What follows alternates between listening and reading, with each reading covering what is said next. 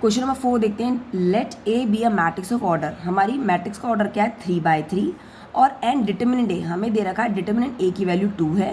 Then determinant of A adjoint 5 adjoint A cube is equals to, हमें इसकी value पूछ रहा है। तो देखिए इसको कैसे लिखते हैं, ये डिटर्मिनेंट तो मैंने डिटर्मिनेंट साइन लगाया, फिर अगेन डिटर्मिनेंट ए तो मैंने इसके आगे डिटर्मिनेंट ए लिख लिया और रेस्ट ऑफ द डिजिट मैंने इसके अंदर लिख ली 5 एडजॉइंट ए क्यूब, ये निशान लगा लिया। अब देखिए यहाँ पे डिटर्मिनेंट ऑफ ए है, इसकी वैल्यू मुझे दे रखी है 2 है, तो मैंने यहाँ पे 2 पुट कर दिया, 2 एडजॉइंट 5 एडजॉइंट ए क्यूब। अब हमारी एक प्रॉपर्टी होती है, अगर 5 एडजॉइंट ए होता है, मैं एग्जांपल लेके समझा रही हूँ आपको, तो इसको जो हम खोलते हैं तो ऐसे खोलते हैं 5 की power Q of determinant adjoint A.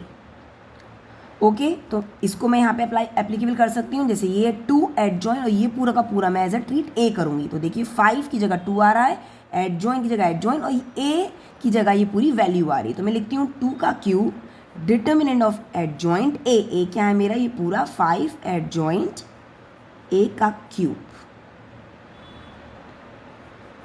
Okay अब एक और प्रॉपर्टी देखते हैं एडजॉइंट की।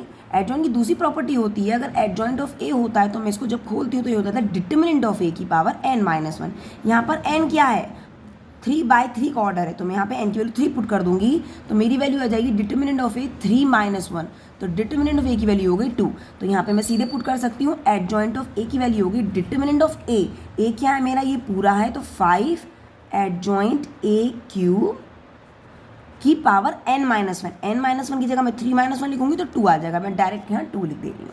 अब 2 की पावर क्यूब ऐसे ही लिखते हैं। अब देखिए ये फिर से इस तरीके से हो गया 5 एडजॉइंट ऑफ ए, अब ए क्या है यहाँ पे ए क्यूब है, तो ये हो जाएगा 5 का cube determinant of adjoint A cube, क्योंकि होल स्क्वायर दोनों के ऊपर है इसलिए मैंने दोनों के ऊपर होल स्क्वायर ले लिया।